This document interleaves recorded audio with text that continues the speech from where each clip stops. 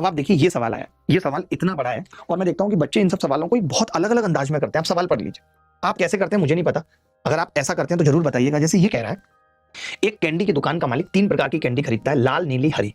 लाल candy 3 रुपए में 15, 3 में 15, 3 15 रुपए में होगा, 3 15 रुपए में, ये रुपए काट दीजिएगा, ठीक है।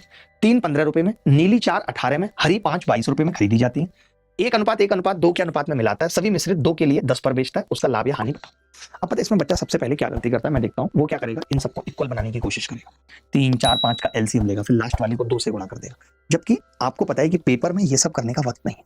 मैं देखिए बहुत सिंपल, आप देखना कि इतना लंबे चौड़े सवाल की बच्चा देख के ऑप्शन से डर जाए कि कितने घटिया घटिया ऑप्शन है, लेकिन मैं बिल्कुल नहीं डरूंगा और इतनी सहूलियत से उत्तर बता दूंगा कि आपकी रूह को मजा आ जाएगा। देखो मैं ये कह रहा हूं पहले वाली 1 कैंडी है, दूसरे वाली भी 1 कैंडी है और तीसरे वाली 2 कैंडी। ये बात सही है?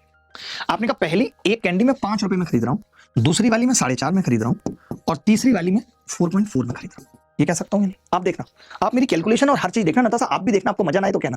अब हमेशा खेलती रहती हैं तो कब तक खेलेंगी, इतनी बड़ी हो गई, अब उनकी हो जाइए गोद में खेले। देखो मैं ये कह रहा हूं अगर 2 कैंडी अब 10 रुपए में आप बेच रहे हो, 2 कैंडी आप 10 में बेच रहे हो, ये सीपी है जो मैं खरीद के लाया था और मैं यहाँ पे लाभ लिख रहा हूँ, प्लीज मैं यहाँ पे कुछ नहीं लिख रहा भाई, लाभ लिख रहा हूँ।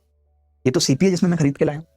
तो मैंने ये कहा आपसे छोटा सा कि भाई अगर मैं 1 कैंडी 5 रुपए की बेच रहा हूँ तो मेरा लाभ यहाँ 0 है और यहाँ मेरा लाभ 0.5 का और यहाँ मेरा लाभ 0.6 का, लेकिन 2 कैंडी है 2 पे होगा 0.6 का, यानी 1.2 और 5 1.7 का मेरा टोटल लाभ है, टोटल लाभ है। आपके पास 2 ऑप्शन थे, क्या क्या कि आप सीपी के लिए या तो इन सबको जोड़ें, एक ऑप्शन तो ये था, ये थोड़ा टिपिकल सा हो रहा था, मैंने नहीं जोड़ा। मैंने क्या कहा 4 कैंडी एसपी 20 रुपए है, भाई 4 कैंडी है ना तो एसपी तो 20 रुपए, तो मैं समझ गया अगर 1.7 का लाभ लिया तो ओवरऑल सीपी कितनी होगी 18.3। ये कह सकते आप अगर इनको भी जोड़ते तो भी वही बात पड़ती है, आप 5 और 4.5 को जोड़ते और ये 8.8 हो जाता। अब देखिए ये बात तो तय हो गई कि लाभ होगा, ये बात तय हो गई कि लाभ होगा।